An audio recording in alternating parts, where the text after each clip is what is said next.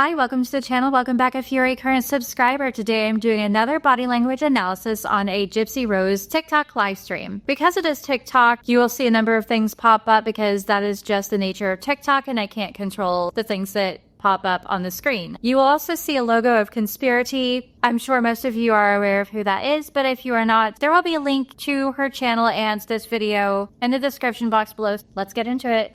We're like, okay, since we couldn't really spend time together on Valentine's Day itself, we'll make up for it on Sunday night because Sunday was the next day off.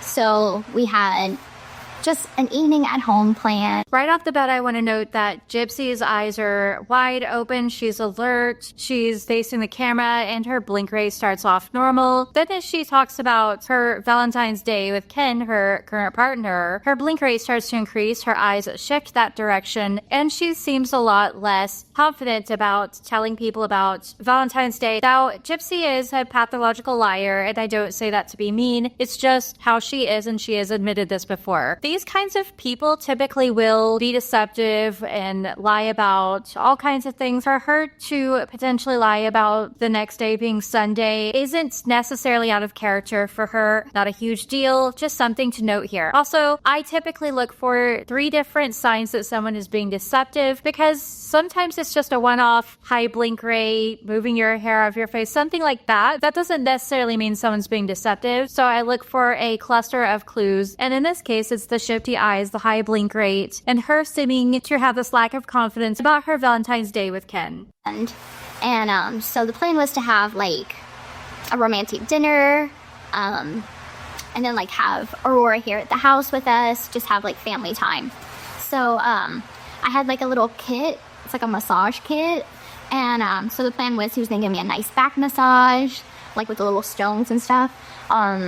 Now, normally we will remember things or data collect up here or down here. Usually when it's a more emotional event, it will be lowered gaze, and you see a bit of that here. She was talking about Valentine's Day and what she received, so this isn't a list of items she's necessarily having to remember that's not really attached to an emotion, and you're seeing her do that here. That's significant because it also tells us when she's just shifting her eyes and potentially being deceptive versus when she's memorizing something or calling something, listing things off, thinking of what to say next. So you see how that differs closer to her baseline versus what's not here. A lot of people also in the comments, I want to note, discuss how odd it is for her to say that she would have Aurora there with her and Ken, and people wonder as opposed to what. That was pretty odd to me as well. And body language wise, there are no indications of deception there. So her telling the truth about this particular event, Aurora being her baby, not being with her, and then being there with her, people want to know more about that. And there's a lot of honesty around that. Even an illustrator with her bringing her hands in, Aurora being here, and her looking directly at the camera. So no indications of deception, which just makes it a little more strange that Aurora would not be typically with her. That doesn't necessarily mean that anything else is going on. It's possible she misspoke. And I also real quick want to talk about how she says home, here, this home, and all of that seems to be one thing. She doesn't note this as Ken's house or her parents' house, which are supposed to be 2 different things, especially according to her parole terms, as she is still on parole. And there's a lot of speculation around that. And these all point to her potentially living with Ken. That tells me that that's more likely than what I thought prior to this. A nice hot bubble bath and a steak dinner. So, and we watched a movie. We watched Don't Breathe 2. Came out a couple years ago. So it's a bit of an older movie. So anyway, we got through the movie and dinner was ready at about... She speeds up a bit when she talks about, and so we got through the movie, and she's talking about this movie very quickly. Typically, we will do this when we know we should not be talking about it, and her tone even lowers. Fading facts, you hear that a bit here, and she's just talking about a movie and a steak dinner and a bubble bath. I don't believe that's really what took place on Valentine's Day, and that's why you're seeing all of these signs of deception. Her blink rate increases, her eyes are shifty, she clears her throat at one point, and people have been also noting in the comments how she started to clear her throat. Some people think that this is a sinus issue, but it's done at specific times. She does not reach for water, she does not note why she is clearing her throat, just the seeming seemingly forced clearing of the throat. If this wasn't an interrogation, that would tell me that someone is emotionally blocking. It's an emotional barrier. Much like someone crying very loudly, someone who is a suspect may do this to avoid answering questions, to make it to where whoever is asking questions cannot ask them questions or get an answer from them. However, she's not in an interrogation room. She's not being directly questioned. This just indicates this dislike and discomfort around this specific thing she's talking about. And again, her not necessarily wanting to say what she's saying because part of her brain knows that this is not honesty. 7. And as soon as dinner was ready, Aurora woke up and she was crying, so fed her, changed her, burped her, went to put her back down. So there's a lot of eyebrow flashes around what she's saying here. As she's saying she fed her, burped her, changed her, she's listing off these basic things that she would do for her daughter Aurora, has allegedly done for Aurora, but her gaze lowers. It seems that she's protecting this vulnerable part of her, and you're also going to see this throughout this video where she'll go from very confidently discussing something to lowering her gaze and protecting that vulnerable part of her, feeling this lack of confidence in what she's saying, and then a lot of what she's stating turns into a question and not a statement. And there's this bit of a lilt at the end of some of these sentences here that it becomes a bit of a question, which indicates a lack of confidence in what she's saying and can indicate that she is being deceptive. Go back to bed. And she wouldn't stop crying. She would stop crying only when I picked her up, and when I tried to put her back down, she started crying again. So she was very fussy last night, and so she woke up at 7, and even after feeding, changing, and everything like that, she still was fussy. And so he's like, well, maybe she has to burp.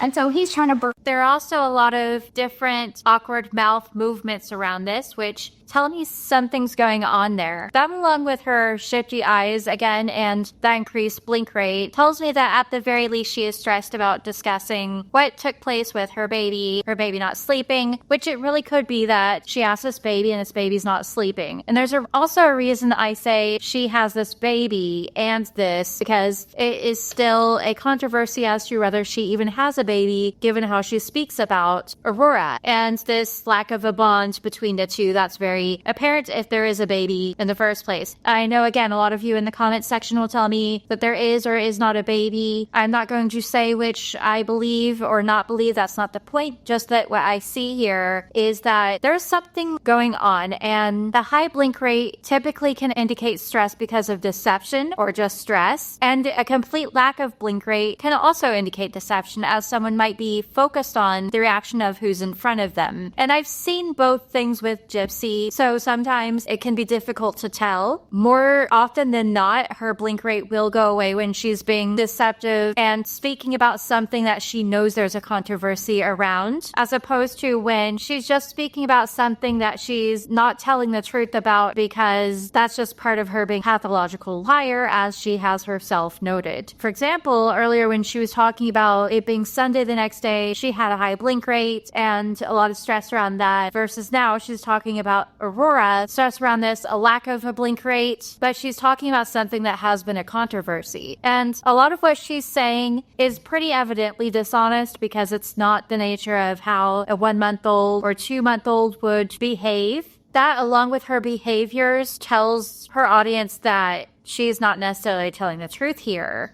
And you see that lack of blink rate because this is part of a controversy. Her, and I'm like, I'm trying to burp her, and we're both holding her, I'm like, babies cry, and sometimes you don't really know why, but we've tried everything at this point. We tried burping, we feeding her more, and so I was like, maybe it's just like gas.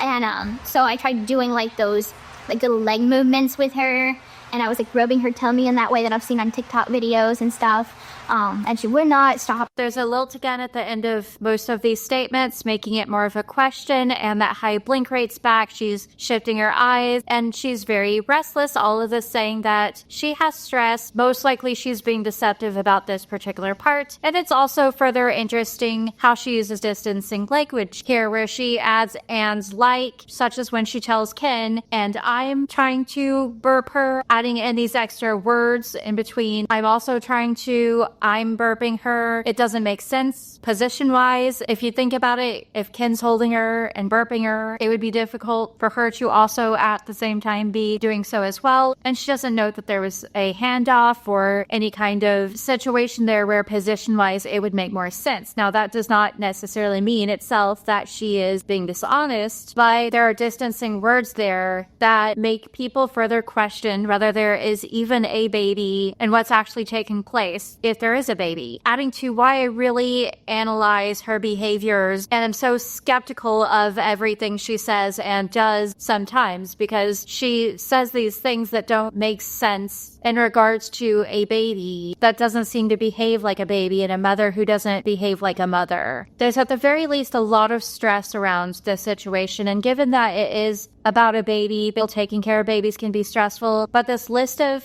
very generic things she says, and then not calling for help, and then not mentioning a pediatrician or why they're still having to discuss Aurora crying a month into this. All of this is very bizarre. So it was like I was Googling everything. I'm like, and it said it could be anything from colic, gas, growth spurt. She has gained weight, so she weighs 9 pounds 4 ounces right now, as of like last night that I weighed her. So needless to say, finally, after all the crying, she finally went to bed. She has asymmetrical eyebrow movements here when she's discussing her baby's weight. It seems, again, there's this lack of certainty about the situation, as if she doesn't know, she is not confident about telling us she weighed this baby and the baby weighed, and she's going to say 9 pounds 4 ounces, which happens to be the exact weight a 1-month-old would be if you Google it. And also the fact that she's allegedly weighing this baby seemingly at night does not make sense in itself. But body language wise, all of that is expressed there. All of this deception is expressed there. With the restlessness, I'm a bit surprised she did not clear her throat. I expected that in this instance because she had prior when she was being deceptive, but there is lip licking, lip compressions, asymmetrical eye movement, ton of restlessness, her shifty eyes, not just facing her audience and telling people what took place. Then, like, I swaddled her and everything, put her back in her crib. And she seemed to be calm. So at about 11:30 at night, she finally went to bed. So this morning, I'm very, very tired. That's why I look like this right now. And everybody's like, get a babysitter. And I'm like, I'm not there yet to have a sitter come yet. I'm one of those people that's very, like, cautious. I'm like, I don't know you.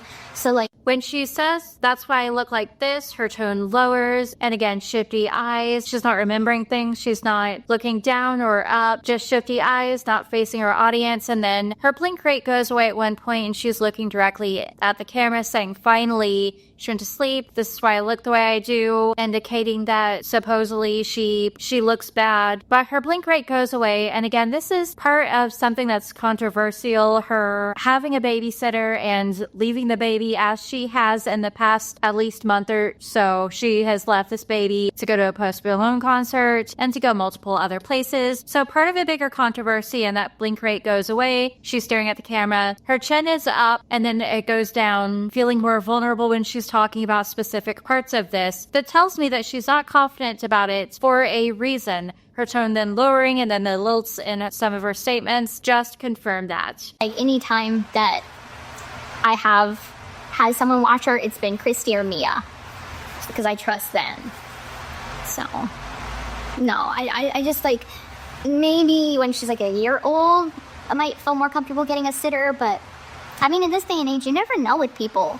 Like, I'd be one of those people that would be worrying the entire time. I wouldn't be around her. I'd be like, is the sitter, like, picking her up like she likes? Is the sitter, like, treating her with the love that I would give her? So I'd just be in my... There seems to be some aggression, at least disdain around Christy and Mia taking care of her baby. As her nose scrunches and her palpebral fissures are closed, that's around your eyes, and there's this negative tonality, vertical lines in her face, a lot of negativity towards this. And this could be because that is also a controversial topic. It could be because she's having some conflict with Mia and Christy. It could be because she has stated online that Christy and Mia are taking care of her, and then the nights that they are allegedly taking care of this baby, Mia and Christy would jump on social media and be consuming alcohol. So it could be any number of things, but there's definitely some aggression and negativity towards Mia and Christy, and then taking care of this baby. And then even verbally, again, there are indications that she's being deceptive as her tone is lowered. In some points, there's this lilt at other points, some distancing language, some referential shifts. She'll go from I to you to that baby, that kid, the child. A lot of distancing language there and referential shifts as well. And past and present tense shifting. I wouldn't know if the sitter would give the baby the love I would, not the love I do. There's no present tense ownership over giving love to this baby. And there's this entire possibility of postpartum issues here. That's very possible. All of this tells me that, again, there's aggression towards Mia and Christy and potential deception going on here as she's discussing getting a sitter, not wanting to leave her baby. And as we know, based on her social media posts, she is indeed being deceptive here. And then Ken works a lot. So that's the part about living it. Living in cutoff. I mean, I like living with my family, don't get me wrong, but it kind of sucks whenever, you can't live with your partner and you guys share a kid together. So it's I can spend a couple days here at Ken's, but then I have to go back home. And then also it changes, her environment. So, the first day, wherever I'm going to be staying at, if I'm there was some eye blocking, keeping something out or remembering something. Eye blocking when she says Ken works, and that has also been a controversy. Then restlessness, clearing of the throat, emotional barriering, closed palpebral fissures, negative tonality around all of this, telling me that something is going on here. And she's verbally expressing that she dislikes that Ken is working and she has to switch from one place to another place, which has also been a controversy as to whether Ken works, where Ken works, and whether Gypsy actually lives at her family's house. So a lot going on there, both body language wise and verbally. There's a lot of referential shifts. I, her, you, and she shifts perspectives here and doesn't take full ownership over certain parts of this. My first night back in cutoff, she's very fussy because it's a new environment. It's a new old environment, I call it. So it's changing her from one crib to the crib that I have at home, and then come back here, and then I have a crib here for her. So it's a lot to adjust to. Where is cutoff? Cutoff is if you live in Louisiana, everybody knows where Homa is. So it's south. She continues her referential shifting here, her distancing language, and her shift between past and present tense. There's an increase in blink rate and distancing language in two different places that this baby is being shifted between, and that there's some discomfort there. So have you guys seen the trailer for season 2 of Gypsy Rose Life After Lockup? It looks very good. Even Ken and I and my family watched the show. It's we know what all we filmed, but still watching the show and how it gets put together and everything, we could be oh, I remember when we did that. It's kind of fun to watch. And then you get to watch the stuff that you weren't a part of being filmed. For throat clearing and some scratching, some indications of potential stress with the high blink rate around certain things. Now, I believe that has more to do with what's being asked in the comments about her book and her living situation and all of that. But it could, at the same time, be about filming Life After Lockup, which she has had to do some of around Christy and Mia, and that there's conflict there that could be an issue. That could be a potential reason she's feeling stressed about this, but more than likely, as she's squinting at the comments and reading the comments, it has more to do with what's being asked in the comment section than it has to do with her being stressed in particular about what she's talking about. And I also want to address something. So in the trailer, I've seen kind of videos about it, but in the trailer, whenever Ken and I clink our glasses, I was drinking Welch's grape juice, the kind that's in the bottle.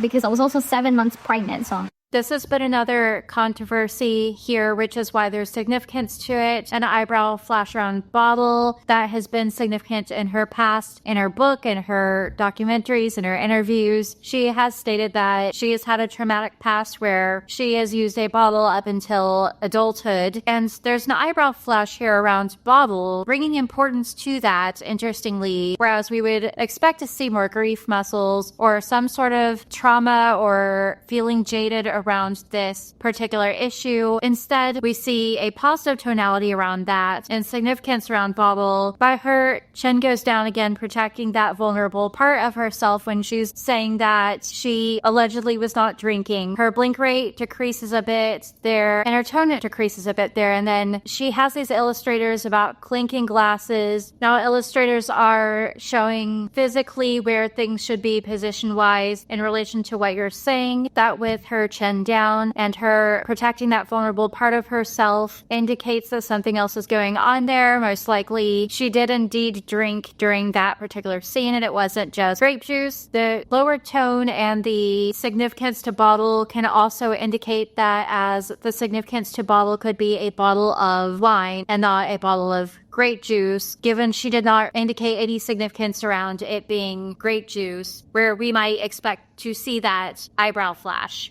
I'm not going to drink when I'm pregnant, and I'm also on parole and can't drink, so I'm not going to be doing that. So to clarify, it was Welch's grape juice, and you guys are going to find that out because they're gonna put that in there. So just want to clarify.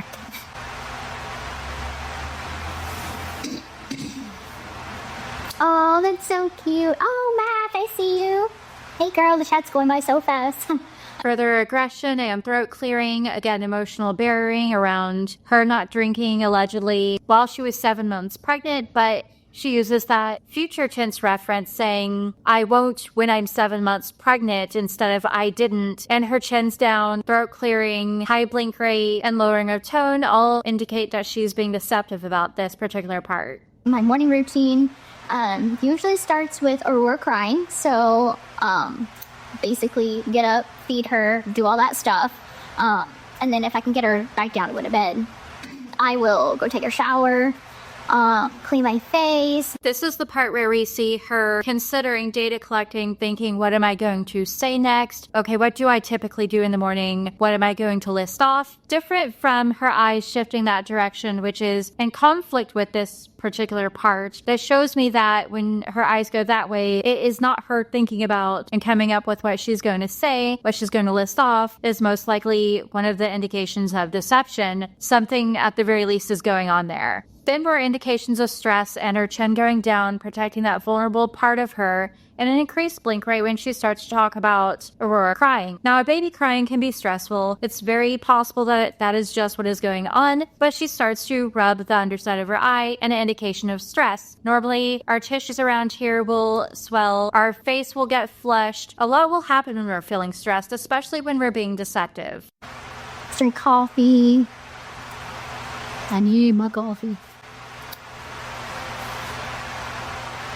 Said, do you want more kids? Yeah, eventually, but right now, I have my hands full with the one that I have. This week, I will be going to get my IUD put in, because after you have one kid, I guess they give you options of birth control. And I was going to get... She continues with those indications of stress there. Now, her chin was up and there was a lot of positive tonality around her drinking coffee. But now you see her here and she's doing this face touch here, an indication of stress, of potential deception, along with the restlessness, along with the high blink rate and the shifting eyes. All of this indicating something else, again, is going on here. And there seems to be some negative tonality around her baby Aurora, that she does not, again, verbally say is her baby, her child, but there seems to be negative tonality around that, vertical lines in her face, hints of aggression and stress, her rocking back and forth, and self-grooming behaviors. All of this combined tells me something else is going on here, that potentially she's not being completely honest about the situation. The Nexplanon arm implant, but then I looked more into it and I'm like, nah, I don't know if I want that. Just 'cause, I wonder if you, feel it, and I'm squeamish, so I'm like, I don't want anything that I can like feel. So I'm gonna get the hormonal IUD. Any forms of birth control that she is listed or anything that prevents pregnancy that she is just listed on can cause stress, and you see that with the lip rubbing and, again, the restlessness, the high blink rate, her not looking at the camera, all of this combination of things that says there is stress around this. And again, that does not always indicate deception. I will say it's interesting that she lists this alleged doctor. She hints that there's this doctor she has at least discussed this with, that she plans on going to for this, as opposed to when it comes to her baby Aurora, and no hints or indication of her going to a doctor for or with Aurora. And that goes back to what she was talking about earlier with the weighing her baby, which would typically take place at a doctor's office and not in the evening. So there's conflict and things going on here, but as far as stress goes, it could indicate deception. It could just be stress. It could just be anxiety about what she's reading or what she's talking about in particular. So that doesn't always mean deception when she's touching her face, when she's rocking back and forth. But at the same time, it really could indicate she's being deceptive. She might not at all have any plans on preventative measures for pregnancy. And there's even an eyebrow flash around eventually, some positive tonality around that and significance around that. So it seems at the very least she does want to be pregnant again in the future, and she doesn't seem as confident in preventing the pregnancy. I will end this here. Please let me know your thoughts in the comments section. I appreciate everyone who has been so supportive and watching and liking and subscribing. Really appreciate that. Please hit the like button. Please subscribe. Thank you for watching.